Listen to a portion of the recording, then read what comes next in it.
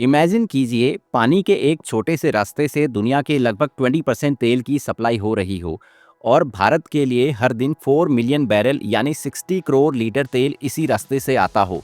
यह कोई कहानी नहीं है, यह है स्ट्रेट ऑफ हॉर्मुज, दुनिया का सबसे important oil choke point.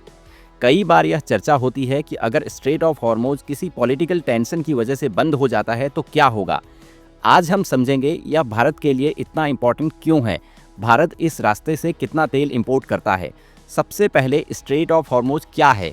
Straight of Hormuz Iran और ओमान के बीच बहुत नैरो पानी का रास्ता है। यह पर्शियन गल्फ को गल्फ ऑफ ओमान से जोड़ता है, जो कि अंत में अरेबियन सी में मिल जाता है। इसकी लेंथ अप्रॉक्स 167 किलोमीटर्स है। इसमें एक जगह पर सबसे नैरो विड्थ सिर्फ 33 किलोमीटर्स की है। एक्चुअल शिपिंग लेन से दोनों डायरेक्शन में सिर्फ 3-3 किलोमीटर हैं।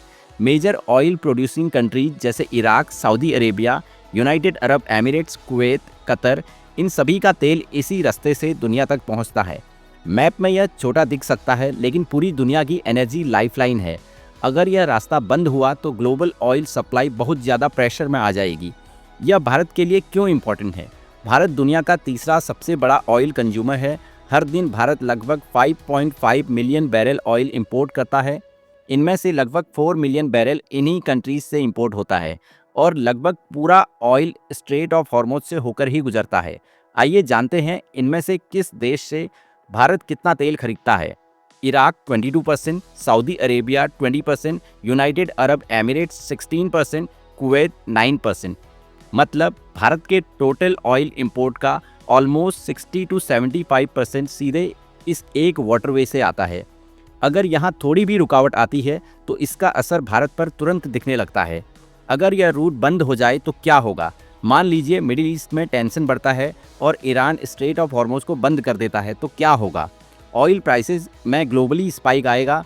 इंडिया को क्रूड इंपोर्ट करने के लिए ज़्यादा डॉलर की ज़रूरत पड़ेगी और इसका मतलब ट्रांसपोर्ट कॉस्ट बढ़ेगा, मतलब सब कुछ महंगा होगा। इन्फ्लेशन बढ़ेगा, स्टॉक मार्केट गिरेगा, ट्रेड डेफिसिट यानी व्यापार घाटा बढ़ेगा, रुपया कमज़ोर होगा, फिस्कल डेफिसिट यानी राजकोषीय घाटा बढ़ेगा।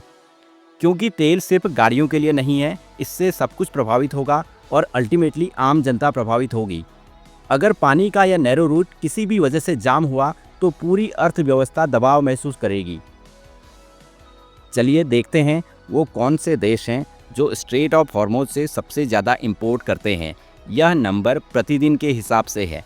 China 5.5 million barrel, India 4 million barrel, Japan 3 million barrel, south Korea 2 million barrel. ऐसे और भी कई देश हैं जो यहाँ से ऑयल परचेज करते हैं। यह वाटरवे मैप पर एक पतली नीली रेखा जैसा दिखता है, लेकिन कई देशों के लिए यह एनर्जी लाइफलाइन है। स्ट्रेट ऑफ हॉर्मुज हमें यह याद दिलाता है कि भूगोल केवल नक्शों की रेखाओं तक सीमित नहीं होता, यह आजीविका, स्थिरता और हमारे आधुनिक विश्व के नाजुक संतुलन से जुड़ा हुआ है।